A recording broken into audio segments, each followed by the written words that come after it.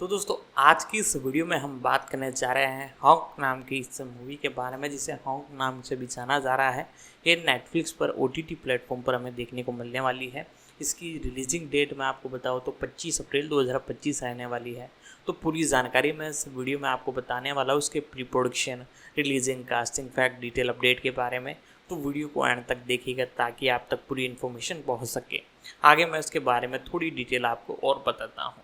Hoc एक आगामी action thriller film है जिसे गैरेथ इवांस ने लिखा और निर्देशित किया है। इस फिल्म में टॉम हार्डी, जेसी मेइली, टिमोथी ओलिफेंट और फॉरेस्ट व्हिटेकर ने अभिनय किया है। और यह संयुक्त राज्य अमेरिका और यूनाइटेड किंगडम के बीच सहनिर्माण है। नेटफ्लिक्स इस फिल्म को 25 अप्रैल 2025 को रिलीज करेगा। आधार: एक ड्रग डील के गड़बड़ा जाने के बाद एक घायल जासूस को एक राजनेता के अलग हुए बेटे को बचाने के लिए आपराधिक अंडरवर्ल्ड से लड़ना होगा और साथ ही अपने शहर के षड्यंत्र और भ्रष्टाचार के काले जाल को सुलझाना होगा। 2.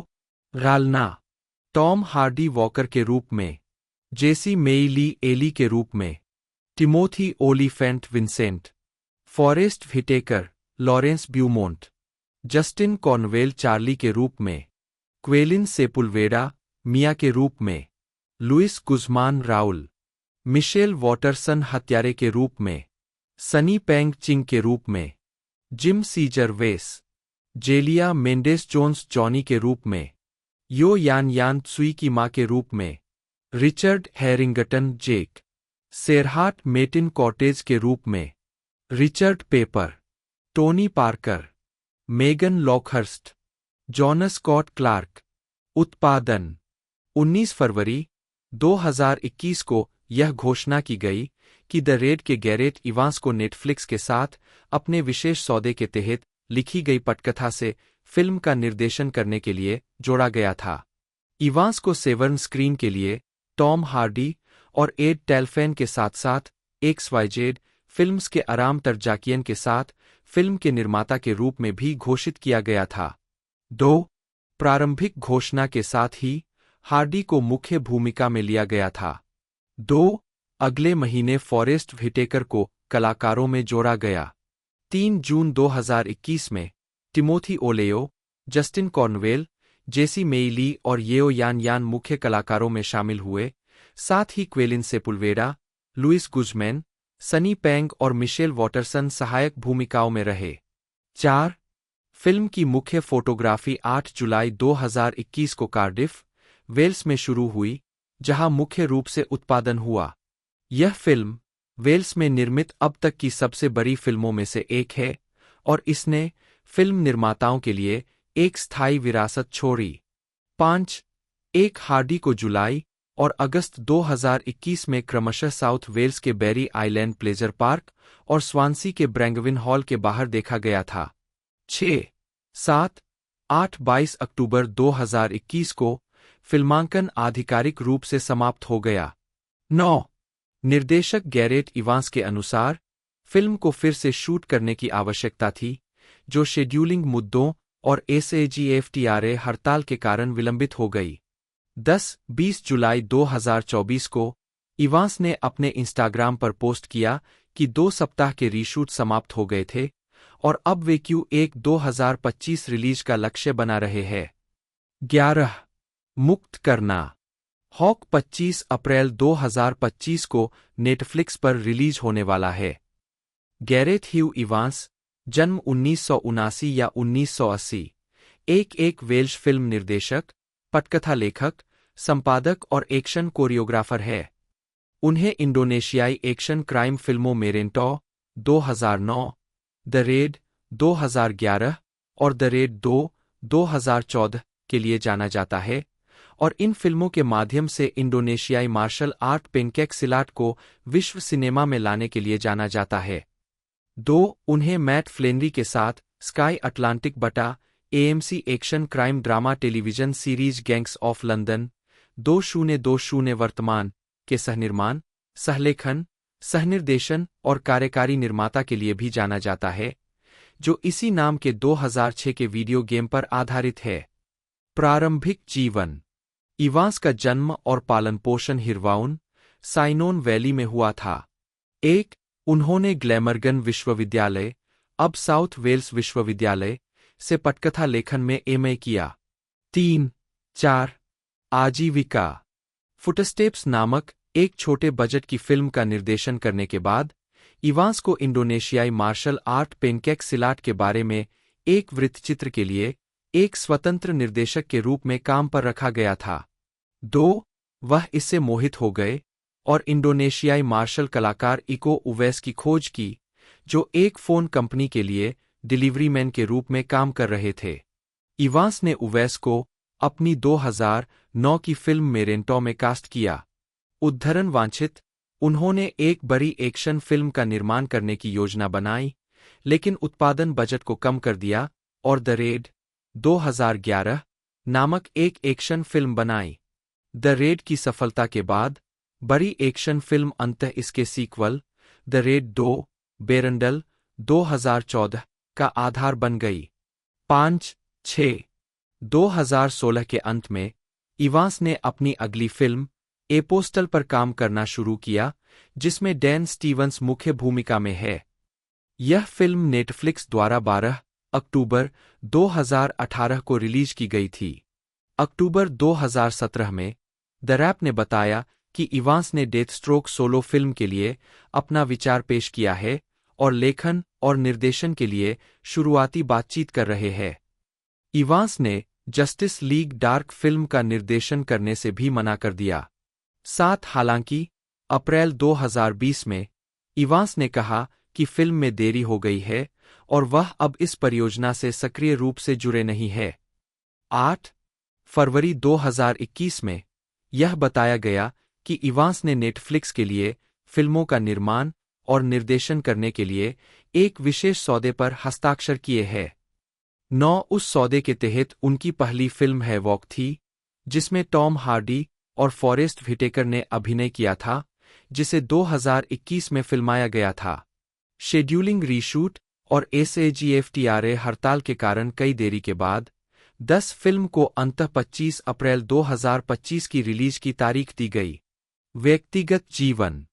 इवांस अपनी पत्नी माया और बेटी के साथ जकार्ता में रहते थे, जब तक कि परिवार 2015 में वेल्स वापस नहीं चला गया।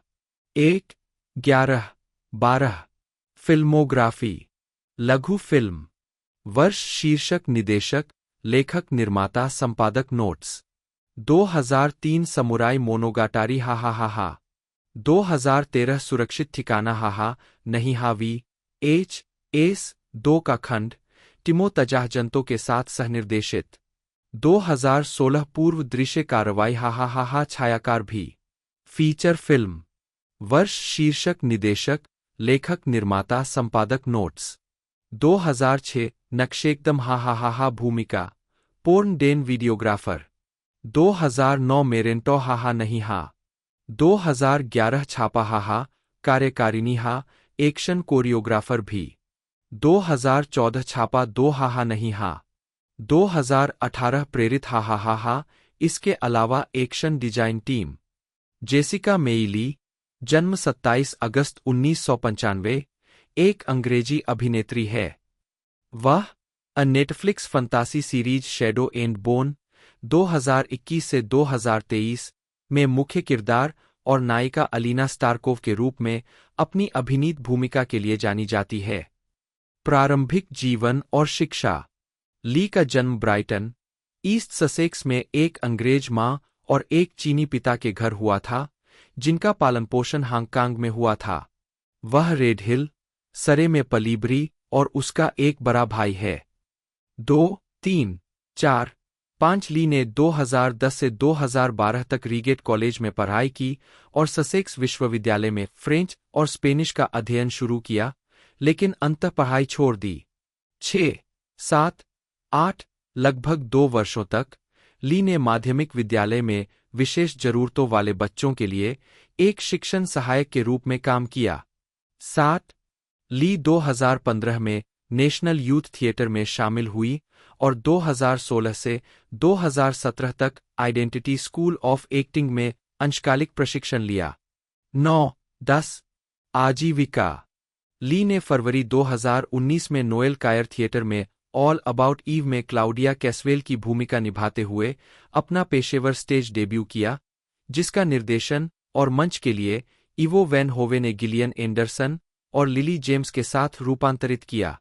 11-12 अक्टूबर 2019 में यह घोषणा की गई थी कि ली 2021 Netflix series shadow and bone में एलिना स्टारकोव की मुख्य भूमिका में अभिनय करेंगी, जो कि ली बारडुगो की ग्रिशवर्स फंतासी पुस्तक सीरीज शैडो एंड बोन और सिक्स ऑफ क्राउच का रूपांतरण है।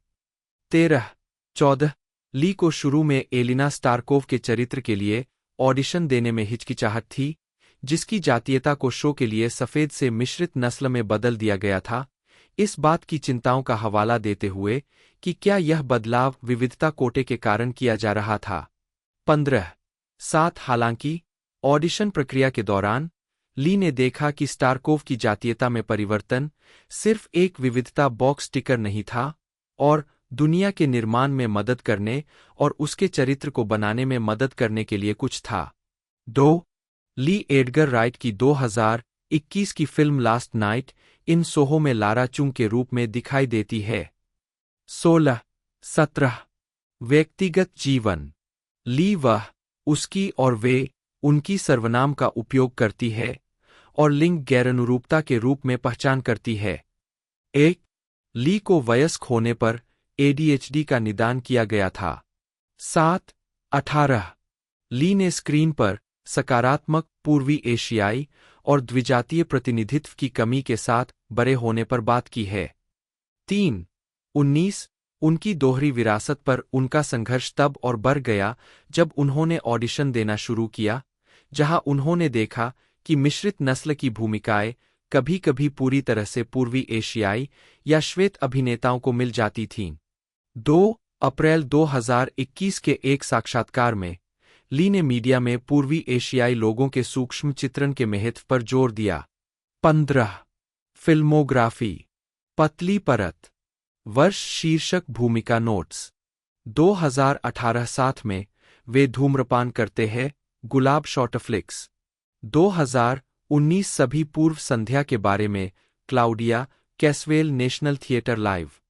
फॉरेस्ट स्टीवन व्हिटेकर, जन्म 15 जुलाई 1961, एक अमेरिकी अभिनेता, फिल्म निर्माता और कार्यकर्ता है। उनके पुरस्कारों में एक अकादमी पुरस्कार, एक गोल्डन ग्लोब पुरस्कार, एक ब्रिटिश अकादमी फिल्म पुरस्कार और 2 स्क्रीन एक्टर्स गिल्ड पुरस्कार शामिल है। Fast Times at Ridgemont high 1982 में अपनी फिल्मी शुरुआत करने के बाद व्हिटेकर ने Platoon 1986, good morning Vietnam 1987, bird 1988, the crying game 1992, phenomenon 1996, ghost dog, the way of the samurai 1999, the great debaters 2007, the butler 2013, arrival 2016 और रेस्पेक्ट 2021 जैसी फिल्मों के लिए गहन चरित्र अध्ययन कार्य के लिए ख्याति अर्जित की। 2-3-4 वह पैनिक रूम 2002, दुष्ट वन, ए स्टार वार स्टोरी 2016 में सॉ गेरेरा और ब्लैक पैंथर 2018 में जूरी के रूप में भी दिखाई दिए हैं। व्हिटेकर ने ऐतिहासिक drama the last king of Scotland 2006 में युगांडा के तानाशाह ईदी अमीन की भूमिका के लिए सर्वश्रेष्ठ अभिनेता का अकादमी पुरस्कार जीता।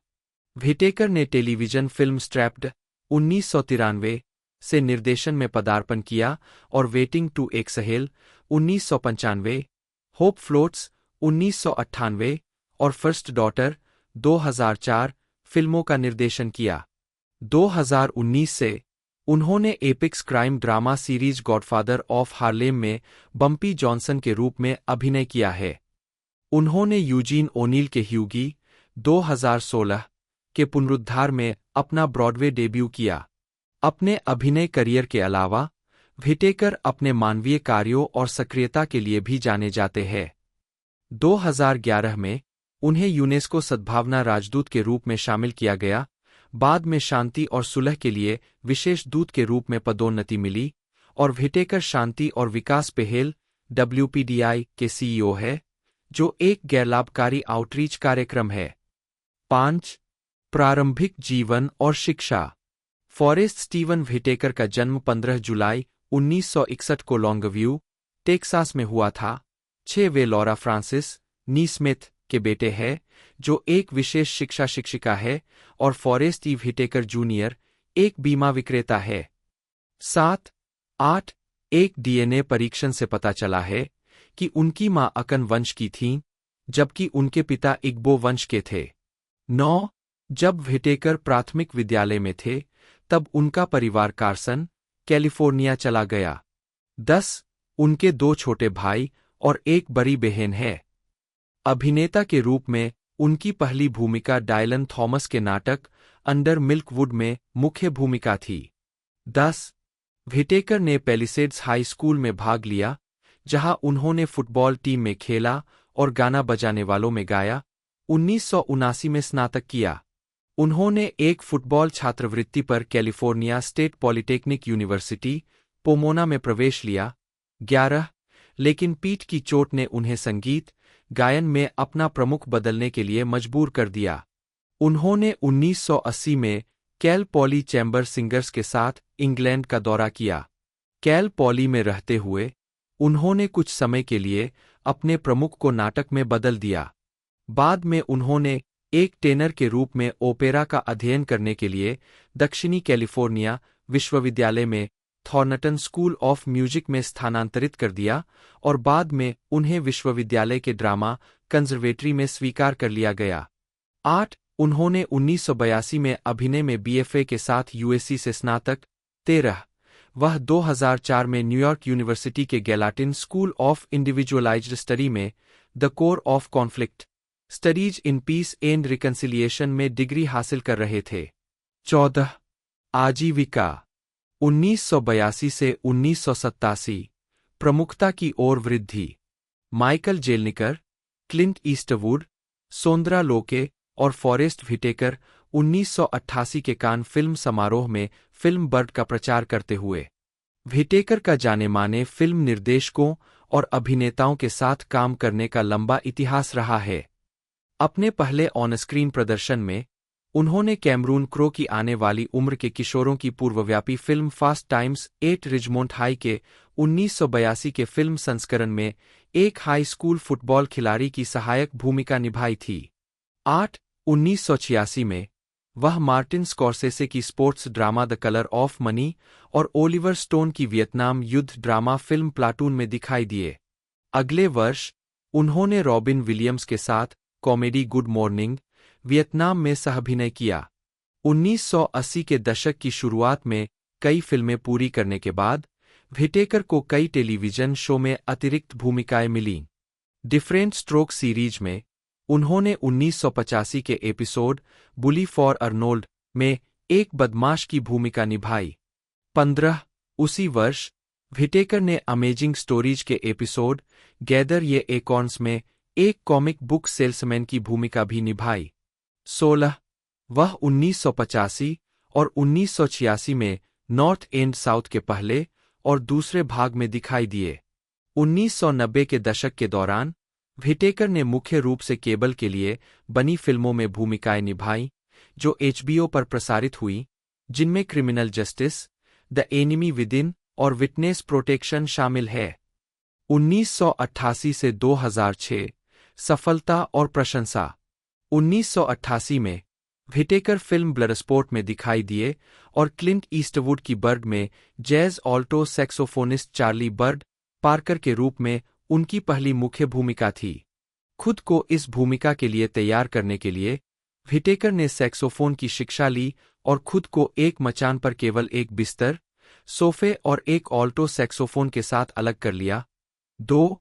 इसके अलावा उन्होंने व्यापक शोध भी किया और पार्कर को जानने वाले कई लोगों से बात की। 17. उनके प्रदर्शन, जिसे उत्कृष्ट कहा गया है, 4 ने उन्हें 1988 के कान फिल्म समारोह में सर्वश्रेष्ठ अभिनेता का पुरस्कार, 18 और गोल्डन ग्लोब नामांकन दिलाया। व्हिटेकर ने 1990 के दशक में कई जाने-माने निर्देशकों के साथ काम करना जारी रखा। उन्होंने 1990 की फिल्म डाउनटाउन में अभिनय किया और 1992 की फिल्म द क्राइंग गेम में एक बंदी ब्रिटिश सैनिक जोड़ी की महत्वपूर्ण भूमिका में थे, जिसके लिए उन्होंने अंग्रेजी उच्चारण का इस्तेमाल किया। वैरायटी के टॉड मैकार्थी ने व्हिटेकर के प्रदर्शन को बड़े दिल वाला, बेहद भावुक और बस भयानक बताया। 19 वह उस कलाकार समूह का सदस्य थे जिसने 1994 में रॉबर्ट ऑल्टमैन की फिल्म प्रेटे पोर्टर के लिए सर्वश्रेष्ठ अभिनय के लिए पहला national board of review award जीता था। 1995 में उन्होंने वेन वांग और पॉल ऑस्टर की स्मोक में विशेष रूप से भावनात्मक प्रदर्शन 20 दिया और साइंस फिक्शन फिल्म स्पीशीज में दिखाई दिए। 1996 में उन्होंने जॉन ट्रावोल्टा और रॉबर्ट डुवेल के साथ फेनोमेनन में एक अच्छे स्वभाव वाले व्यक्ति की भूमिका निभाई, जिसने उन्हें पसंदीदा सहायक अभिनेता ड्रामा के लिए ब्लॉकबस्टर एंटरटेनमेंट अवार्ड दिलाया और उन्हें मोशन पिक्चर में उत्कृष्ट सहायक अभिनेता के लिए नाक इमेज अवार्ड के लिए भी नामांकित किया गया। टिमोथी डेविड ओलिफेंट बटा LFNT बटा OL IHFNT 1 जन्म 20 मई 1968 2 एक अमेरिकी अभिनेता है। उन्होंने 1995 में द मोनोगेमिस्ट में एक ऑफ ब्रॉडवे थिएटर में अपने अभिनय की शुरुआत की और अपने प्रदर्शन के लिए थिएटर वर्ल्ड अवार्ड जीता और फिर 1996 में डेविड सेडारिस की द सेंटालैंड डायरीज की शुरुआत की। इसके बाद उन्होंने फिल्मों में काम किया। अपने करियर के शुरुआती वर्षों में उन्हें अक्सर सहायक खलनायक की भूमिकाएं मिली, जिनमें सबसे उल्लेखनीय scream 2 1997, go 1999, gone in 60 seconds 2000, a man apart 2003 और द गर्ल नेक्स्ट डोर 2004 है।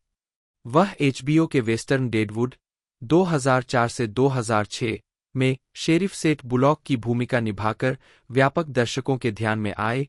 बाद में डेडवुड द मूवी 2019 में भूमिका को फिर से निभाया।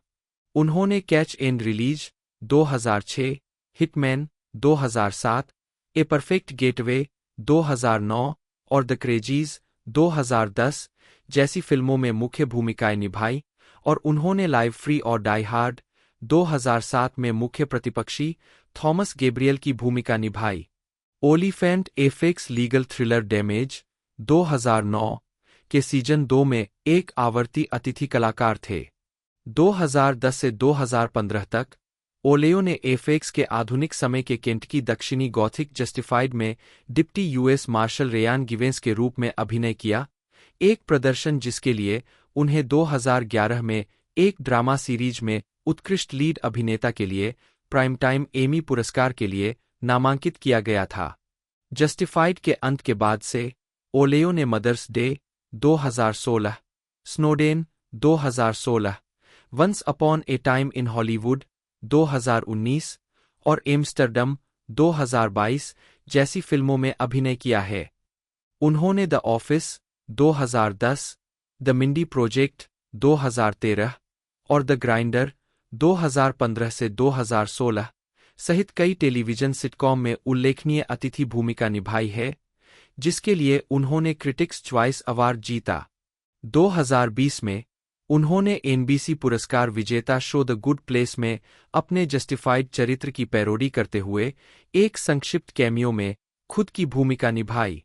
उसी वर्ष उन्होंने कर्ब योर एंथुसियाज्म के सीजन 10 में अतिथि भूमिका निभाई, साथ ही फार्गो के चौथे सीजन और द मैंडलोरियन के दूसरे सीजन में चैप्टर 9 द मार्शल एपिसोड में कॉब वेंथ के रूप में भूमिका निभाई, एक भूमिका जिसे उन्होंने बाद में the book of Boba Fett में दोहराया।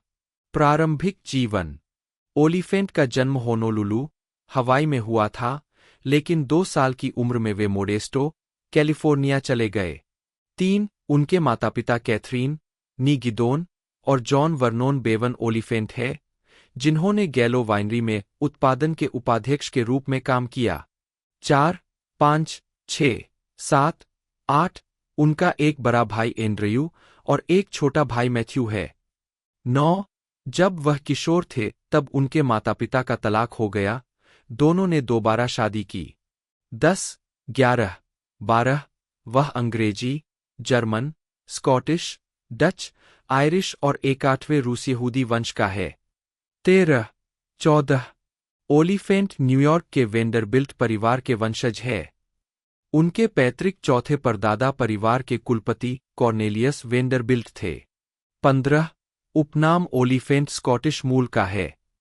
3, एक और पैतृक चौथे परदादा डॉ डेविड ओलिफेंट स्कॉटलैंड में पैदा हुए थे और अमेरिकी क्रांतिकारी युद्ध के दौरान दक्षिणी अस्पतालों के महानिदेशक के रूप में कार्यरत थे। 16 उनके तीसरे परदादा डेविड ओलिफेंट और परदादा रॉबर्ट मॉरिसन ओलिफेंट दोनों प्रमुख व्यवसायी थे। 17, 18, 19 ओलिफेंट ने मोडेस्टो के फ्रेड सी बेयर हाई स्कूल में पढ़ाई की। 20 बड़े होकर वह अभिनय के विचार से शर्मिंदा था, लेकिन कला और ड्राइंग का आनंद लेता था।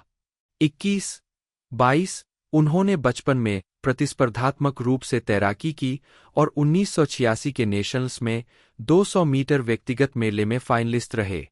23, 24 उसके बाद उन्हें यूएससी ट्रोजन तैराकी कोच पीटर डेलैंड द्वारा दक्षिणी कैलिफोर्निया विश्वविद्यालय में भर्ती किया गया। 25, 26 जब ओलिफेंट ने पहली बार भर्ती यात्रा के हिस्से के रूप में परिसर का दौरा किया तो उन्होंने वास्तुकला का अध्ययन करने की उम्मीद की, लेकिन उन्हें बताया गया कि यह उनके प्रशिक्षण कार्यक्रम के साथ असहनीय होगा। 21, 27, 28 इसके बजाय उन्होंने ललित कला स्नातक की उपाधि प्राप्त करने का विकल्प चुना। 3 हालांकि ओलेयो ने डिग्री के लिए एक वैकल्पिक विषय छोड़ दिया। वह 30 साल बाद डिग्री पूरी करने के लिए वापस लौटे। कोविड-19 महामारी के दौरान एक ऑनलाइन पाठ्यक्रम लिया। 29, 1990 में उन्होंने अपनी डिग्री पूरी करने और ललित कला में मास्टर डिग्री के लिए आवेदन करने की योजना बनाई और आधे मन से वाणिज्यिक कला में करियर पर विचार किया। 22, 30 इरविन नोवाक्वाटिक्स में तैराकी कोच के रूप में काम करते हुए। 31, 32 ओलेयो ने अन्य विकल्पों को तलाशने के लिए न्यूयॉर्क जाने का फैसला किया। 27 उन्होंने शुरुआत में स्टैंड अप कॉमेडी की। मैंने पहले इसमें हाथ आजमाया था। 22, 30, 33, 34 आखिरकार उन्होंने एक अभिनेता बनने का फैसला किया। कॉलेज के अपने अंतिम वर्ष में उन्होंने यूसी इरविन में एक वैकल्पिक विषय के रूप में अभिनय की कक्षा ली थी और इसे वास्तव में आनंददायक पाया। 3, 35 उन्होंने न्यूयॉर्क के विलियम एस्पर स्टूडियो में 2 साल का अभिनय कार्यक्रम पूरा किया और भूमिकाओं के लिए ऑडिशन देना शुरू किया। 36, 37, 38 आजीविका ओलिफेंट को रेडलाइन नामक एक अन्य कार फिल्म में डोमिनिक टोरेटो नामक एक चरित्र के लिए एक प्रमुख भूमिका की पेशकश की गई थी, जिसे बाद में the fast and the furious नाम दिया गया। सोनी के निर्माता नील एच. मोरिच के अनुसार स्टूडियो ने कहा, यदि आप टिमोथी ओलिफेंट को वह भूमिका निभाने के लिए कह सकते हैं तो हम फिल्म को हरी झंडी दे देंगे। ओलिफेंट ने भूमिका को अस्वीकार कर दिया, जो विन डीजल को मिल गई। यह फिल्म आज तक 9 सीक्वल के साथ एक बड़ी सफलता रही। 77 ओलिफेंट ने बाद में अपने करियर की शुरुआत में बहुत सारी भूमिकाएं छोड़ने पर चर्चा की। 2011 में जब द हॉलीवुड रिपोर्टर ने उनसे पूछा कि उन्हें अब तक का सबसे बेतुका प्रोजेक्ट कौन सा मिला था, तो उन्होंने जवाब दिया 78। 2018 में उन्होंने the fast and the furious में टोरेटो की भूमिका को छोड़ने पर विचार किया, यह सोचकर कि यह बेवकूफ़ी होगी और बॉक्स ऑफिस पर धमाका करेगी। 79 ओलिफेंट ने musical comedy Rock Star 40, crime drama Auggie Rose 80, 81 और romantic comedy Head over Heels सभी 2001 में सहायक भूमिकाएं निभाईं। उन्होंने लघु फिल्म डोपेलगैंगर 2001, 82 में अभिनय किया और Syfy channel horror series night vision 2002 के एक एपिसोड में दिखाई दिए। 83 स्वतंत्र नाटक कोस्टलाइन्स ने 2002 के एसएक्सएसडब्ल्यू फेस्टिवल में अपनी शुरुआत की, लेकिन 2006 तक वितरक नहीं मिल पाया। 84 85 ओलिफेंट ने जोश ब्रोलिन के साथ एक पूर्व अपराधी की भूमिका निभाई, जो $2 लाख का कर्ज वसूलने के लिए अपने फ्लोरिडा गृहनगर लौटता है। लॉस एंजल्स टाइम्स के केविन क्रस्ट ने लिखा कि उनके पास उस तरह की 1000 गज की घूरती नज़र है जो कुछ गहरा होने का संकेत देती है। 86 जबकि एंटरटेनमेंट वीकली के ओवेन ग्लीबरमैन ने टिप्पणी की कि ओलिफेंट, जिस तरह की भूमिका में पॉल न्यूमैन ने शानदार अभिनय किया था, उसके पास एक स्टार की तरह आसान कमांड है। 87 हालांकि वैरायटी के टॉड मैकार्थी ने महसूस किया कि उनका प्रदर्शन तरह से तैरता है। 88 2003 में ओलिफेंट की सबसे हाई प्रोफाइल भूमिका विन डीजल अभिनीत action film a man apart में थी। वाशिंगटन पोस्ट के डेसन होवे ने टिप्पणी की कि ओलिफेंट को यह समझने की अच्छी समझ रखने के लिए 1 या 2 कुडो मिलते हैं कि वह फिल्म के कई एकायामी पात्रों में से एक की भूमिका निभा रहा है, इसलिए वह पागलपन की हद तक मजे कर सकता है। 89 इसी तरह सैन फ्रांसिस्को क्रॉनिकल के मिक लासेल ने कहा कि ए मैन अपार्ट में सबसे जीवंत चरित्र एक औसत दर्जे का ड्रग डीलर निकला, जिसे टिमोथी ओलिफेंट ने बखूबी निभाया। 90 वह स्टीफन किंग के हॉरर उपन्यास ड्रीम कैचर के फिल्म रूपांतरण में परजीवी एलियंस द्वारा हमला किए गए 4 दोस्तों में से एक के रूप में दिखाई दिए। 91 92 93 फिल्म की समीक्षा खराब तरीके से की गई। वैरायटी के डेविड रूनी ने टिप्पणी की, केवल ली और ओलिफेंट ही सही हास्य के करीब पहुंच पाए, जो इस सब को स्वादिष्ट बना सकता था। दुर्भाग्य से वे सबसे पहले चले गए। 94 2003 में भी वे स्वतंत्र कलाकारों की टुकड़ी के नाटक द सेफ्टी ऑफ ऑब्जेक्ट्स में दिखाई दिए। 70 95 96 ओलिफेंट को comedy the girl next door में एक पोर्न फिल्म निर्माता के रूप में 2004 में उनके प्रदर्शन के लिए व्यापक प्रशंसा मिली। 97 98 99 वह शुरू में इस भाग के लिए ऑडिशन देने के लिए अनिच्छुक थे। उन्हें लगा कि यह उनकी कुछ पिछली भूमिकाओं के समान था, लेकिन जैसा कि मेरे प्रबंधक ने मुझे कर्तव्यनिष्ठा से याद दिलाया, बहुत से लोगों ने वे फिल्में नहीं देखी। 75 सैन फ्रांसिस्को क्रॉनिकल के मिक लासेल ने केली के चरित्र का वर्णन एक तिरछी नज़र वाला, चुंबकीय, डरावना, खुशमिजाज, आसानी से खुश हो जाने वाला, अति संवेदनशील, पूरी तरह से धोखेबाज, पागल कर देने वाला जंगली आदमी के रूप में किया। जब ओलिफेंट स्क्रीन पर होते हैं तो ऐसा महसूस होता है कि चीजें कहीं भी जा सकती है। 100 द न्यूयॉर्क टाइम्स के ए ओ स्कॉट ने टिप्पणी की कि 102 स्लेट के डेविड एडेलस्टीन ने उनकी अंतरिक्षविहीन अस्थिरता का आनंद लिया। ओलिफेंट की केली पोज का एक शानदार संश्लेषण है। 103 वैरायटी के जो लेडन ने कहा कि वह अपने दृश्यचोरी करने वाले मोर में हार्दिक मिलनसारिता और संयमित खतरे का एक प्रभावशाली रूप से निपुण संतुलन बनाता है। 104 1995 से 2003 शुरुआती सहायक भूमिकाएं। ओलिफेंट की पहली भुगतान वाली अभिनय नौकरी 1995 के WB टेलीविजन पायलट में 77 सनसेट स्ट्रिप पर आधारित थी। फिलिस हफमैन ने उन्हें भूमिका में लिया, लेकिन उन्हें शो के निर्माता क्लिंट ईस्टवुड से मिलने का अवसर नहीं मिला, जिन्होंने फिल्मांकन शुरू होने के कुछ दिन पहले ही नौकरी छोड़ दी थी। 39-40 उस वर्ष के अंत में उन्होंने प्लेराइट्स होराइजन्स के द मोनोगेमिस्ट 41-42 के निर्माण में अपना पेशेवर ऑफ ब्रॉडवे डेब्यू किया और उत्कृष्ट डेब्यू प्रदर्शन के लिए थिएटर वर्ल्ड अवार्ड प्राप्त किया। 43 उन्होंने अटलांटिक थिएटर कंपनी में द सांतालैंड डायरीज 1996 के विश्व प्रीमियर में अभिनय किया, जो डेविड सेडारिस के मैसी के डिपार्टमेंट स्टोर क्रिसमस एल्फ के रूप में काम करने के निबंध पर आधारित एक वन मैन प्ले था। 44 द न्यूयॉर्क टाइम्स के बेन ब्रेंटली ने महसूस किया कि आकर्षक ओलिफेंट ने अन्य पात्रों की नकल करते समय एक अद्भुत काम किया, लेकिन चलती कथा के लिए एक ठोस शैली खोजने में कठिन समय लगा। 45 द न्यूयॉर्क डेली न्यूज के हॉवर्ड किसेल ने टिप्पणी की कि उन्होंने पूरी तरह से भावशून्यता और चमक के साथ सभी हास्य को प्रस्तुत किया। 46 जबकि यूएसए टुडे के डेविड पैट्रिक स्टर्न्स ने उन्हें एक उत्कृष्ट युवा अभिनेता के रूप में वर्णित किया, जो एक युवा 20 कुछ की दुनियात के हुएपन को सफलतापूर्वक पेश करता है, जो धीरे धीरे किसी ऐसे व्यक्ति में विकसित होता है जो शायद क्रिसमस में विश्वास करता है। 47 ओलिफेंट ने अपनी फीचर फिल्म की शुरुआत द फर्स्ट वाइव्स क्लब 1996 में एक उत्सुक युवा निर्देशक के रूप में की, जो एलिज इलियट, गोल्डी हॉर्न को कास्ट करने का प्रयास करता है, जो सोचती है कि वह बुजुर्ग माँ की भूमिका में प्रमुख महिला की भूमिका निभाएगी। 48 उस फिल्म की रिलीज के उसी दिन प्रसारित, उन्होंने सीबीएस जासूसी श्रृंखला मिस्टर एंड मिसेज स्मिथ के पायलट में अपना टेलीविजन डेब्यू किया।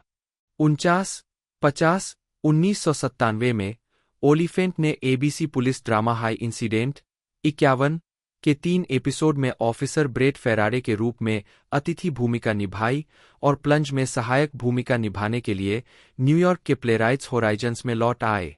52 उन्होंने रोमांटिक कॉमेडी ए लाइफ लेस ऑर्डिनरी 53 54 1997 में ओलिफेंट की सबसे हाई प्रोफाइल भूमिका एक फिल्म छात्र के रूप में थी, जिसे बाद में सफल हॉरर फिल्म स्क्रीम 2 में हत्यारों में से एक के रूप में प्रकट किया गया।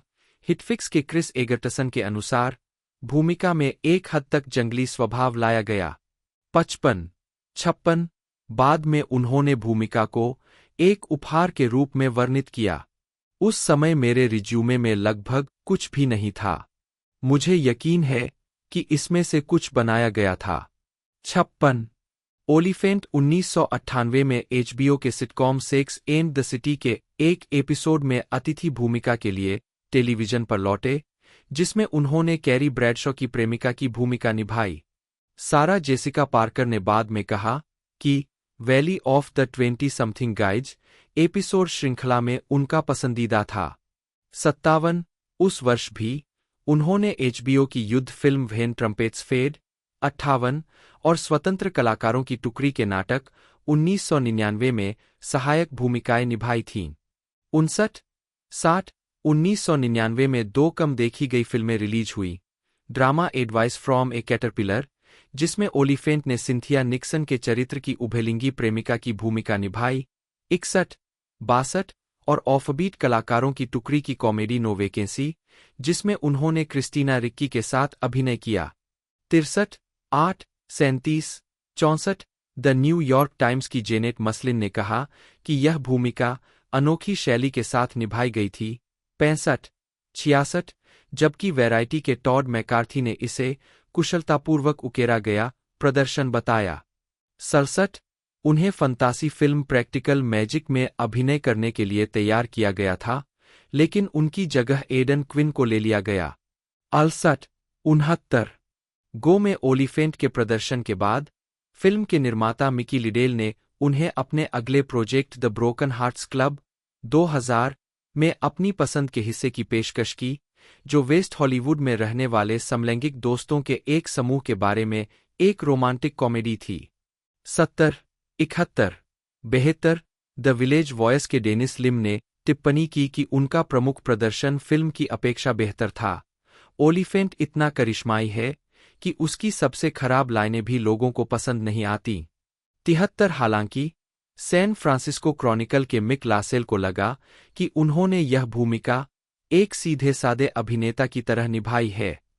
74 ओलिफेंट ने सफल action film gone in 60 seconds 2000 में एक जासूस की भूमिका निभाई। 76 डेडवुड के बाद ओलिफेंट की पहली भूमिकाएं एक्शन फिल्में लाइव फ्री और डाई हार्ड और हिटमैन दोनों 2007 थीं। कोस्टलाइन्स को पहली बार 2002 में सनडांस फिल्म फेस्टिवल के दौरान दिखाया गया था। 126 जबकि कैच एंड रिलीज को 2005 में फिल्माया गया था। 127 डेडवुड के रद्द होने से पहले के हफ्तों में उन्होंने एक घर खरीदा था। 128 129 और बाद में उन्होंने स्वीकार किया कि इस अवधि के दौरान उनके नौकरी के विकल्प विशुद्ध रूप से वित्तीय कारणों से थे। 21 लाइव फ्री और डाई हार्ड में उन्होंने एक खलनायक साइबर सुरक्षा विशेषज्ञ की भूमिका निभाई। 53 110 130 उन्होंने और ब्रूस विलिस दोनों ने कहा है कि उनकी भूमिका को स्क्रिप्ट में लिखा गया था। 131 132 133 रोलिंग स्टोन के पीटर ट्रेवर्स ने उन्हें मुस्कुराते हुए खतरे में मास्टर घोषित किया। 134, जबकि सैन फ्रांसिस्को क्रॉनिकल के मिक लासेल ने उन्हें पूरी तरह से बर्फ जैसा ठंडा पाया। 135, हालांकि द न्यूयॉर्क टाइम्स की मनोहला डार्गिस ने टिप्पणी की, मिस्टर ओलेओ में कई आकर्षण है, लेकिन खतरे को खत्म करना उनमें से एक नहीं है। 136, इसके बाद उन्होंने हिटमैन में हत्यारे एजेंट 47 की भूमिका निभाई, जो एक वीडियो गेम रूपांतरण है। 7, 137, 138, फिल्मांकन शुरू होने से 6 सप्ताह पहले उन्हें विन डीजल की जगह लेने के लिए काम पर रखा गया था। 139, 140, और अनिच्छा से उन्होंने अपना सिर मुंडवाने पर सहमति जताई। 132, 141, यह फिल्म व्यावसायिक रूप से सफल रही, जिसने $100 मिलियन से अधिक की कमाई की। 142, लेकिन इसे नकारात्मक समीक्षा मिली। वैरायटी के टॉड मैकार्थी ने ओलिफेंट को एक ऐसे अभिनेता के रूप में वर्णित किया जो सूक्ष्म अस्पष्टताओं और विचारों को चित्रित करने में सक्षम है, जो यह सुझाव देता है कि उसे खलनायकों के अलावा कुछ और भूमिकाएं निभानी चाहिए। 143, स्लैंट मैगजीन के निक शैगर अभिनेता को तरपते हुए और पिस्तौल के साथ पोज देते हुए देखकर निराश हुए। 144, जबकि द न्यूयॉर्क टाइम्स की मनोहला दर्गिस को लगा कि वह अजीब तरह से, कई बार हास्यास्पद रूप से, गलत भूमिका में थे। 145, 2008 में उन्होंने इराक युद्ध नाटक स्टॉपलॉस में लेफ्टिनेंट कर्नल के रूप में सहायक भूमिका निभाई थी। 53, 146, कम देखी गई कॉमेडी मीट बिल में एक घमंडी न्यूजकास्टर की भूमिका निभाई। 147, वीडियो गेम टुरोक में काउबॉय के किरदार को आवाज दी। 148, और एबीसी सिटकॉम सामंथा हू के पहले सीजन में क्रिस्टीना एप्पलगेट के साथ अतिथि भूमिका निभाई। 149, 150, हिटमैन के साथ अपने अनुभव से प्रभावित होकर 2009 की अपनी परियोजनाओं को चुनते समय ओलिफेंट का एक नया दृष्टिकोण था। इसने मुझे जो कुछ भी कर रहा था, उसमें थोड़ी अधिक जिम्मेदारी लेने के लिए प्रेरित किया। मुझे निर्देशक और फिल्म पर काम करने वाले बहुत से लोग बहुत पसंद थे, लेकिन निश्चित रूप से मेरे अंदर एक हिस्सा ऐसा था जो सोचता था, मैं यहाँ क्या कर रहा हूँ। 64, 151, 152, उन्होंने कम देखी गई स्वतंत्र डकैती कॉमेडी हाई लाइफ में मॉर्फिन के आदि व्यक्ति की भूमिका निभाई।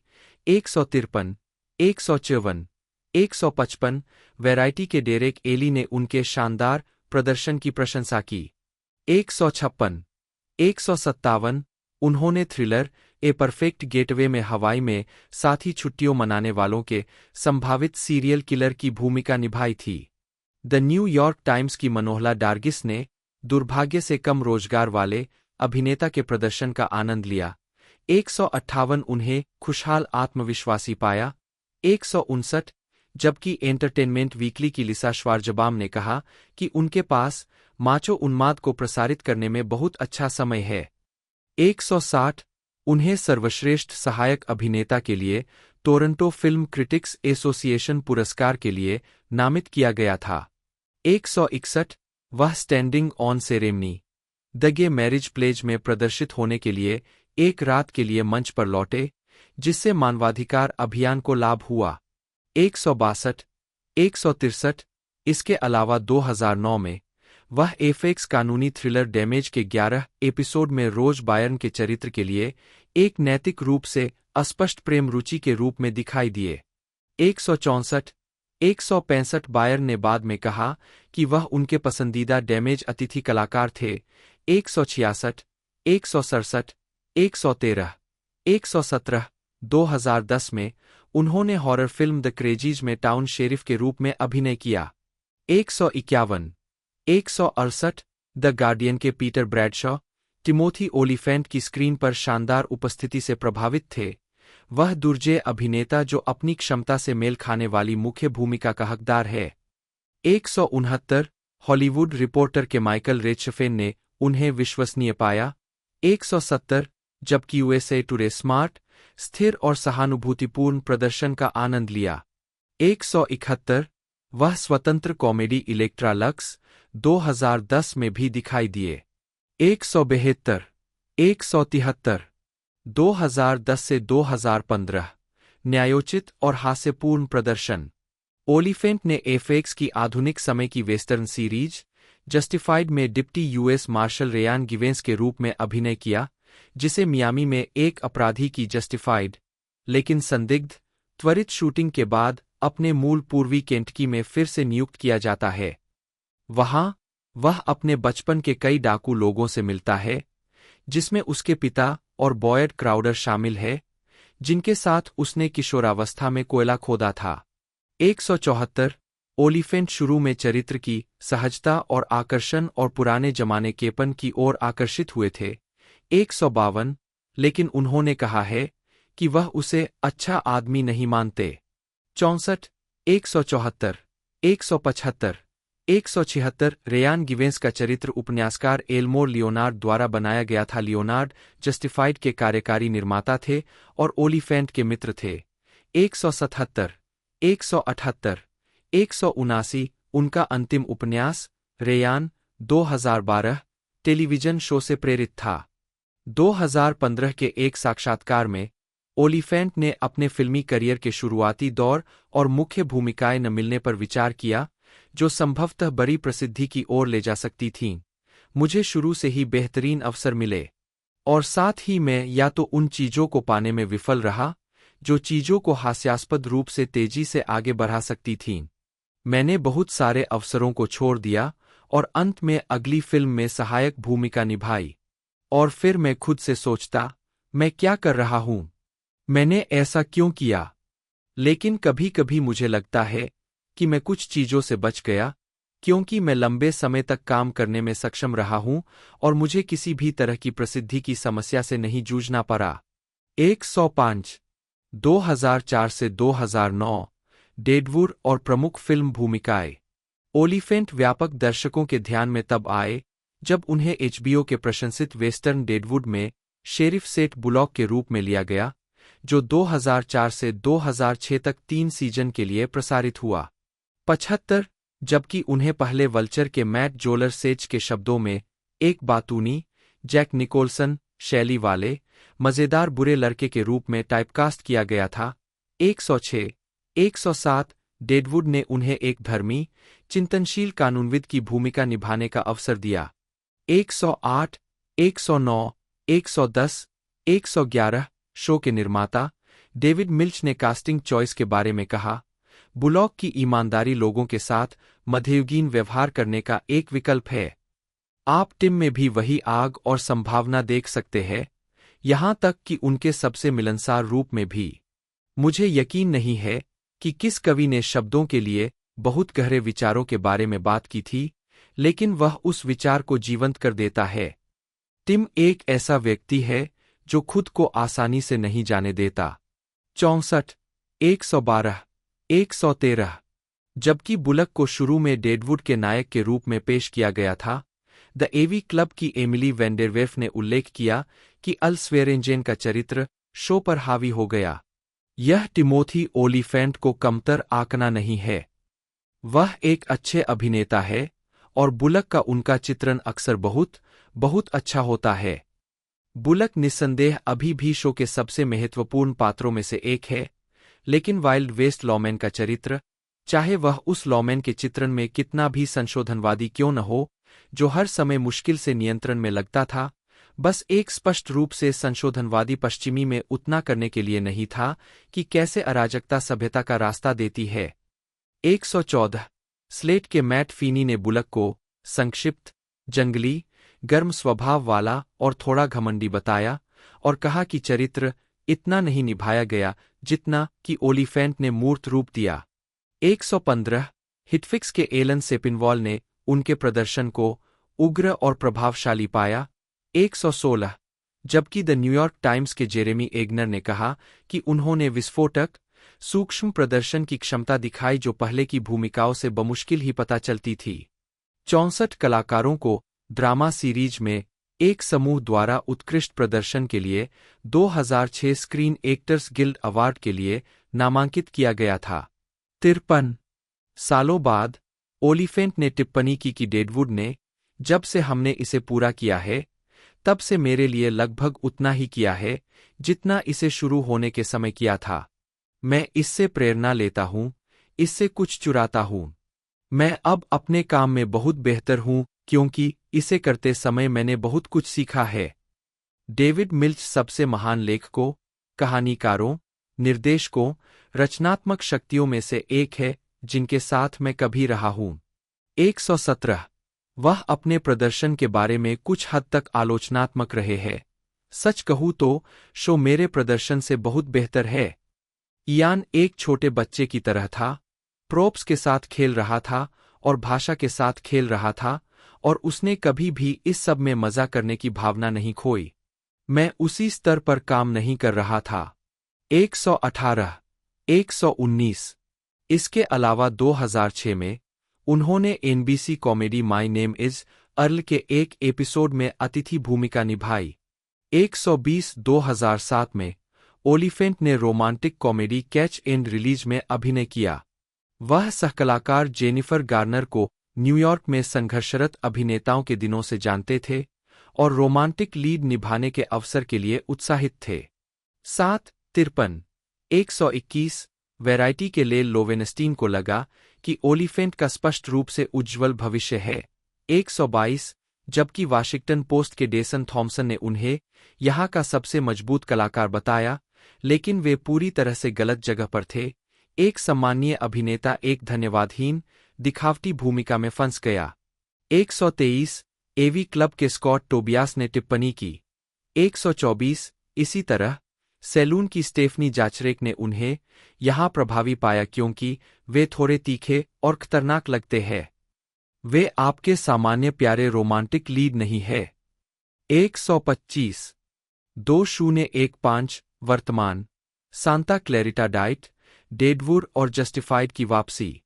फॉक्स कॉमेडी द ग्राइंडर 2015 से 2016 में खुद के काल्पनिक संस्करण के रूप में ओलिफेंट की आवर्ती अतिथि भूमिका थी।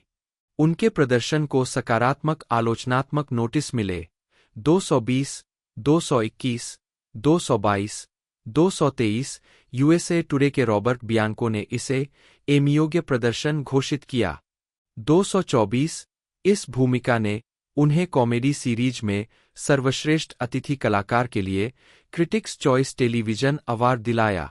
225 2016 की शुरुआत में ओलेयो ने off Broadway Atlantic theatre company में केनेथ लोनेर्गन की comedy hold on to me darling के विश्व प्रीमियर में अभिनय किया। उनका किरदार स्ट्रिंग्स मैकक्रेन एक आत्मअवशोषित देश गायक और अभिनेता है जो अपनी मां की मृत्यु के बाद टेनेसी घर लौटता है। 226 227 न्यूयॉर्क टाइम्स के बेन ब्रेंटली ने उन्हें एक ऐसे प्रदर्शन में मनोरंजक रूप से परेशान करने वाला पाया जो नाटकीय पोजिंग के स्पष्ट मार्ग से बचता है, चौंकाने वाला वास्तविक दुहक जो श्री ओलेयो अंतिम दृश्य में लाते हैं, वह वास्तव में पहले आई हर चीज को उजागर करता है। 228 वैरायटी के फ्रैंक रिजो ने महसूस किया कि उनका प्रदर्शन एक आश्चर्यजनक था। 229 द हॉलीवुड रिपोर्टर के डेविड रूनी ने महसूस किया कि यह भूमिका उनके शांत स्वभाव और धूर्त हास्य के लिए दर्जी की तरह लगती है। ओलेयो का प्राकृतिक आकर्षण सुनिश्चित करता है कि स्ट्रिंग्स का बेबाक आत्मअवशोषण राक्षसी से अधिक मानवीय बना रहे। 230 उन्होंने सार्वभौमिक रूप से आलोचना की गई रोमांटिक कॉमेडी मदर्स डे 2016 में सैंडी, जेनिफर एनिस्टन के पूर्व पति हेनरी की भूमिका भी निभाई। 231 वे ओलिवर स्टोन की स्नोडेन 2016 में एक CIA एजेंट के रूप में दिखाई दिए जो वर्गीकृत अमेरिकी सरकारी सूचनाओं को सार्वजनिक रूप से लीक करने के बाद स्नोडेन के रूस भाग जाने से ठीक पहले व्हिसलब्लोअर एडवर्ड स्नोडेन से दोस्ती करता है। 232 फरवरी 2017 में ओलेयो ने Netflix horror comedy Santa Clarita diet में अभिनय करना शुरू किया और श्रृंखला के लिए एक कार्यकारी निर्माता के रूप में भी काम किया, जिसमें ड्रू बैरीमोर सहकलाकार थे। नेटफ्लिक्स ने मार्च 2017 में दूसरे सीजन के लिए सीरीज का नवीनीकरण किया। 233 234 और मई 2018 में तीसरे अंतिम सीजन के लिए। 235 डार्क वाज द नाइट एक स्वतंत्र ड्रामा जिसमें उन्होंने मारिसा टोमेई के साथ अभिनय किया, 2015 में फिल्माया गया और 2018 गॉलवे फिल्म फ्लेड में प्रीमियर हुआ। 236 2016 की शुरुआत में एचबीओ ने घोषणा की कि डेविड मिल्च डेडवुड की 2 घंटे की फिल्म निरंतरता विकसित कर रहे थे। 237 टेलीविजन सीरीज के अनुवर्ती का निर्माण अक्टूबर 2018 में शुरू हुआ। 238 डेडवुड द मूवी का प्रीमियर 31 मई 2019 को एचबीओ पर हुआ। 239 2017 में यह बताया गया कि ओलिफेंट फिल्म ड्रिवेन में एक एफबीआई एजेंट की भूमिका निभाएंगे। 240 हालांकि वह अंतः फिल्म में दिखाई नहीं दिए। 2018 में ओलिफेंट को stop motion animated film missing link के लिए एक आवाज अभिनेता के रूप में चुना गया था, जिसे अप्रैल 2019 में रिलीज किया गया था।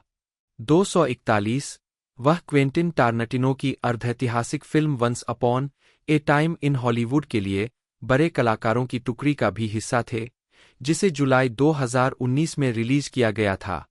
ओलिफेंट ने फिल्म में TV western star James Stacy का किरदार निभाया था। 242 2020 में ओलिफेंट स्टार वार्स फ्रेंचाइजी में शामिल हो गए, जब वह Disney plus space western the Mandalorian के दूसरे सीजन में कॉब वेंथ के रूप में दिखाई दिए। 243 2022 में उन्होंने the Mandalorian spin off series the book of Boba Fett के पहले सीजन में भूमिका को दोहराया। 244 ओलिफेंट 2023 की मिनिसीरीज जस्टिफाइड सिटी प्राइमवल में रेयान गिवेंस की भूमिका में लौट आए।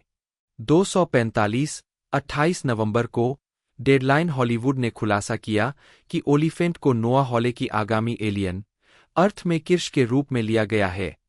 246 व्यक्तिगत जीवन ओलिफेंट 1991 से अपने कॉलेज की प्रेमिका एलेक्सिस नाइफ से विवाहित है। 37 वे वेस्टवुड लॉस एंजल्स में रहते हैं और उनके 3 बच्चे हैं। 7 178 247 उनकी बेटी विवियन जस्टिफाइड सिटी प्राइमवल में उनके चरित्र की बेटी की भूमिका निभाती है। 248 2006 से 2008 के अंत तक ओलिफेंट लॉस एंजल्स के इंडी 103.1 पर जो एस्केलेंट के सुबह के रेडियो शो के लिए खेल रिपोर्टर थे। फिल्म निर्देशक डेविड लिंच ने शो के मौसम विज्ञानी के रूप में काम किया। 249 250 251 ओलिफेंट ने हर सप्ताह स्टेशन को फोन किया, एक अपरंपरागत शैली में अपनी रिपोर्ट दी। 28 53 252 स्टेशन के निधन के बाद उन्होंने मजाक में कहा, यदि आप किसी ऐसे व्यक्ति को जानते हैं जो किसी ऐसे अभिनेता से खेल रिपोर्ट की तलाश कर रहा है जो अक्सर कल की घटना को याद करके या सीधे अखबार से पढ़कर सुनाता है, तो मैं आपका आदमी हूं। 253 वह एक उत्सुक टेनिस खिलाड़ी भी है। 254 255 और उन्होंने कई प्रो सेलिब्रिटी टूर्नामेंट में भाग लिया है। 256 257 258 वह लॉस एंजल्स क्लीपर्स 253 और लॉस एंजल्स डोजर्स के प्रशंसक है और उन्होंने 2013 में डोजर्स गेम में औपचारिक पहली पिच फेंकी। रेयान गिवेंस को कई टेलीविजन आलोचकों द्वारा ओलिफेंट के करियर की निर्णायक भूमिका के रूप में वर्णित किया गया है। 64 181 182 वैरायटी के ब्रायन लोरी ने कहा कि यह एक बेबाक स्टार टर्न था, कठोर संक्षिप्त कानूनविदों की भूमिका निभाने की तुलना में निश्चित रूप से पिंजरे में बंद होने के और भी बुरे तरीके हैं, और टिमोथी ओलिफेंट उन सीमाओं में खुद के लिए एक दुर्जेय जगह बना रहे हैं। यह एक बेहद आकर्षक प्रदर्शन है। 183 सैन फ्रांसिस्को क्रॉनिकल के टिम गुडमैन ने एक अविश्वसनीय रूप से आकर्षक प्रदर्शन की प्रशंसा की। ओलिफेंट की दृढ़ निगाह, जेन इंटीरियर और मैटिनी लुक ने एक युवा क्लिंट ईस्टवुड की याद दिला दी। 184 हिटफिक्स के डैनियल फियनबर्ग ने उन्हें एक बहुत ही सम्मोहक अभिनेता के रूप में वर्णित किया। ऐसा नहीं है कि वह केवल अतिसूक्ष्मवाद पर ही पनपते हैं, बल्कि वह थोड़े से भी बहुत कुछ प्राप्त कर लेते हैं। उनका प्रदर्शन संभावित ऊर्जा, या संभावित हिंसा के बारे में है, और ओलिफेंट पूर्णता के लिए तीव्र और कुंडलित अभिनय करते हैं। 185 द बोस्टन ग्लोब के मैथ्यू गिलबर्ट ने कहा, इस भूमिका में किसी अन्य अभिनेता की कल्पना करना कठिन है, क्योंकि ओलिफेंट रेयान की सहज, संक्षिप्त काउबॉय शैली का यथासंभव व्यंग्यात्मक हास्य के लिए उपयोग करते हैं। वह बहुत अधिक शोर के बिना भी आकर्षक है। उसकी शारीरिक भाषा और उसकी बातचीत दोनों ही कम है, और फिर भी उसकी उपस्थिति हमेशा गूंजती रहती है। 186 हालांकि ओलिफेंट को 2011 में ड्रामा सीरीज में उत्कृष्ट मुख्य अभिनेता के लिए प्राइम टाइम एमी पुरस्कार के लिए नामित किया गया था, 187 उन्हें और शो को अक्सर एमी मतदाताओं द्वारा अस्वीकृत माना जाता था। 188, 189, 190, 191 वल्चर के मैट जोलर-सीच ने सुझाव दिया कि ऐसा इसलिए था क्योंकि यह एक ऐसा प्रदर्शन था जिसे लगभग कोई भी अभिनय के रूप में नहीं पहचानता। यह एक पुराने जमाने का मूवी हीरो का प्रदर्शन है, जिसमें भावनात्मक क्रिया का अधिकांश हिस्सा आंतरिक होता है और बहुत सूक्ष्मता के साथ व्यक्त किया जाता है। 192 इसी तरह यूएसए टुडे के रॉबर्ट बियांको ने टिप्पणी की कि उनकी भूमिका में पूरी तरह से डूब जाने की वजह से ऐसा लगता है कि इस भूमिका को निभाने में उनकी प्रतिभा छिप गई है। 193 ओलिफेंट ने जस्टिफाइड पर सहकार्यकारी निर्माता के रूप में भी काम किया, ग्राहम योस्ट और लेखन टीम के साथ शो की कुछ कहानियों पर काम किया और अतिथि सितारों के साथ काम करने के लिए अपने छुट्टी के दिनों में सेट पर आए। 64, 152, 194, 113 उन्होंने निर्माण को इस नौकरी के बारे में सबसे बड़ी बात के रूप में वर्णित किया है। 175 योस्ट ने अपने निर्माता क्रेडिट के बारे में कहा है, अक्सर शो में इसका वास्तव में कोई मतलब नहीं होता है। इस शो में यह वास्तव में उनकी भागीदारी की गहराई को नहीं दर्शाता है, जो कि एक और भी बड़ा क्रेडिट होगा। टिम सभी के लिए सबसे बड़ी याद दिलाते हैं कि हम एल्मोर लियोनार्ड की दुनिया में है, और इसे मजेदार और डार्क और ट्विस्टेड होने की जरूरत है, और इसे एक ही समय में उन सभी आवाजों के साथ बोलने की जरूरत है। 64 जस्टिफाइड को 2011 में पीबॉडी अवार्ड से सम्मानित किया गया था। 195 जस्टिफाइड के 6 सीजन के दौरान ओलेयो ने कॉमेडी टेलीविजन शो में कभी कभार अतिथि भूमिकाएं निभाईं। उन्होंने एनबीसी कॉमेडी द ऑफिस 2010 के 2 एपिसोड में एक पेपर सेल्समैन की भूमिका निभाई, जब शो की लेखिका, निर्माता और अभिनेत्री मिंडी कलिंग ने उन्हें अतिथि भूमिका निभाने के लिए प्रेरित किया। 196, 197, 198 2012 में उन्होंने एफएक्स सिटकॉम द लीग 2012, 199 के एक एपिसोड में व्हाइट सुशी शेफ के रूप में एक किरदार निभाया और एफएक्स एनिमेटेड सीरीज आर्चर के एक एपिसोड में एक किरदार को आवाज दी। 201 2013 में वह Fox comedy the Mindy project अतिथि भूमिका तब आई जब उन्होंने कलिंग से कहा कि वह शो में आना चाहते हैं। 202, 203 और बाद में उन्होंने कहा कि वह सालों तक अपने मध्यम आयु वर्ग के स्केटबोर्डर चरित्र को निभाने में खुश होते। 33, 204, 205 ओलिफेंट ने जस्टिफाइड के सीजन के बीच में कई फिल्मों में भी काम किया। उन्होंने एनिमेटेड फिल्म रेंगो 2011 में स्पिरिट ऑफ द वेस्ट की आवाज दी। 206, 207 यह किरदार क्लिंट ईस्टवुड के मैन विद नो नेम 208 की पैरोडी था और ओलिफेंट को तब कास्ट किया गया जब निर्देशक गोर वर्बिंस्की ने उन्हें टेलीविजन पर बोलते हुए सुन लिया। मैं बस पीछे मुड़ा और दरवाजे से देखा और ऐसा था, वह हमारा आदमी है। टिमोथी की आवाज में बहुत बढ़िया गुणवत्ता है। 209, 210, 211 Oliphant science fiction thriller I am number 4 2011 में एलेक्स पेटीफर के किरदार के मेंटर के रूप में दिखाई दिए। 206 वैरायटी के जस्टिन चांग 213 इसके अलावा 2011 में उन्होंने video game call of duty modern warfare 3 में सार्जेंट फर्स्ट क्लास ग्रिंच नामक एक चरित्र को आवाज दी।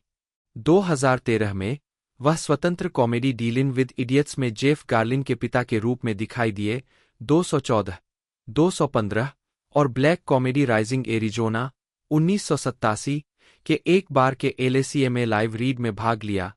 उन्होंने निकोलस केज का किरदार निभाया जबकि एमी पोहलर ने होली हंटर का किरदार निभाया। 216, 217, 2014 में ओलेयो ने टीना फे के साथ कलाकारों की comedy drama this is where I leave you में अभिनय किया। फिल्म को मिश्रित समीक्षाएं मिलीं। 218, वल्चर के डेविड एडेलस्टीन ने टिप्पणी की, अपने करियर के दौरान ओलिफेंट ने सिर पर तमाचा मारने वाली खराब सामग्री को जीवन दिया है और वह इसे फिर से केवल कम करके करता है। 219, 1990 के दशक में व्हिटेकर ने निर्माण और निर्देशन में हाथ आजमाया। उन्होंने 1991 में ए रेज इन हार्लेम में सहनिर्माण और सहअभिनय किया।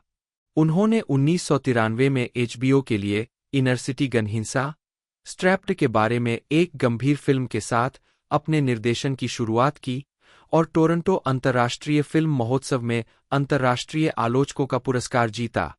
21, 1995 में उन्होंने अपनी पहली नाटकीय विशेषता वेटिंग टू एक्सहेल का निर्देशन किया, जो इसी नाम के टेरी मैकमिलन के उपन्यास पर आधारित थी।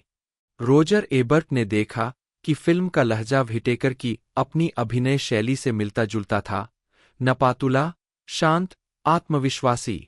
22, व्हिटेकर ने सहकलाकार व्हिटनी ह्यूस्टन के फिल्म के थीम गीत एक्सहेल, शूप शूप के संगीत वीडियो का भी निर्देशन किया। व्हिटेकर ने 1998 की रोमांटिक कॉमेडी होप फ्लोट्स के साथ अपना निर्देशन करियर जारी रखा, जिसमें सैंड्रा बुलॉक और हैरी कॉनिक जूनियर ने अभिनय किया, जिसका उन्होंने कार्यकारी निर्माण भी किया।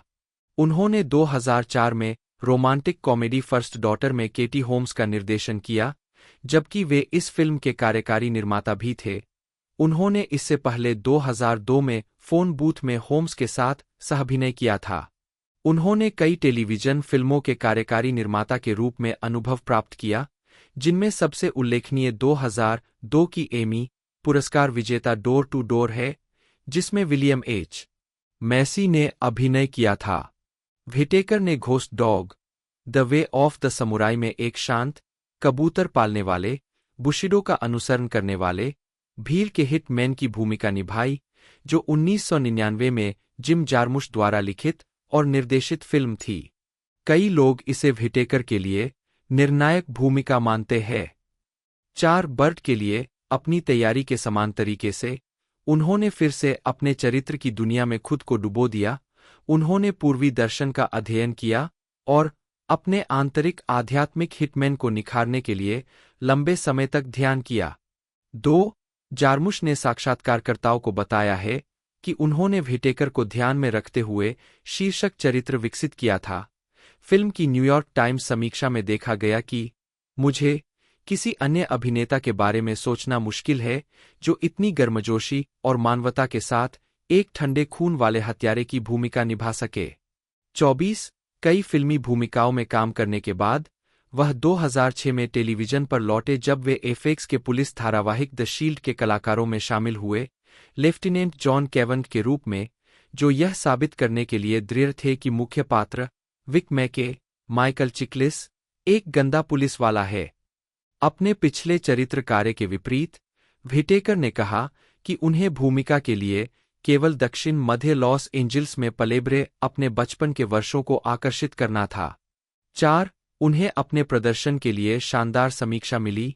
वैरायटी ने इसे शानदारच्छा अतिथि कार्यकाल कहा। 25, और उन्होंने शो के 2007 सीजन में भूमिका को दोहराया। 2 मेन इन टाउन 2014 के प्रीमियर पर व्हिटेकर अगली बार उस फिल्म में नजर आए जिसे अब तक की सबसे खराब फिल्मों में से एक कहा गया है। 26, बैटलफील्ड अर्थ का 2000 का निर्माण, जो एल. रॉन हबर्ड के इसी नाम के उपन्यास पर आधारित है।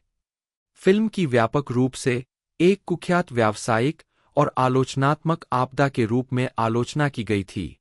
26, 27, हालांकि व्हिटेकर के प्रदर्शन की फिल्म के निर्देशक रोजर क्रिश्चियन ने प्रशंसा की, जिन्होंने टिप्पणी की कि हर कोई विटेकर से बहुत आश्चर्यचकित होने वाला है, जिन्होंने इस विशाल आवाज और हंसी को पाया। 28 बैटलफील्ड अर्थ ने 7 रेजी पुरस्कार जीते। 29 विटेकर ने बाद में फिल्म में भाग लेने के लिए खेद व्यक्त किया। 30 2001 में विटेकर ने वोंग कारवाई द्वारा निर्देशित द फॉलो में एक छोटी, बिना श्रेय वाली भूमिका निभाई, जो उस वर्ष BMW द्वारा अपनी कारों को बढ़ावा देने के लिए बनाई गई 5 लघु फिल्मों में से एक थी। 31 उन्होंने जोएल शूमाकर की 2002 की थ्रिलर फोन बूथ में किफर सदरलैंड और कॉलिन फेरेल के साथ सह अभिनय किया। उस वर्ष उन्होंने पैनिक रूम में जोडी फोस्टर के साथ भी सह-अभिनय किया। फिल्म के खलनायक के रूप में उनके प्रदर्शन को आक्रामकता और सहानुभूति की एक सूक्ष्म रसायन विज्ञान के रूप में वर्णित किया गया था। 2006 की शरद ऋतु में विटेकर ने ईआर पर कर्टिस एम्स के रूप में एक मल्टी-एपिसोड स्टोरी आर्क शुरू किया, जो एक आदमी है जो खांसी के साथ ईआर में आता है।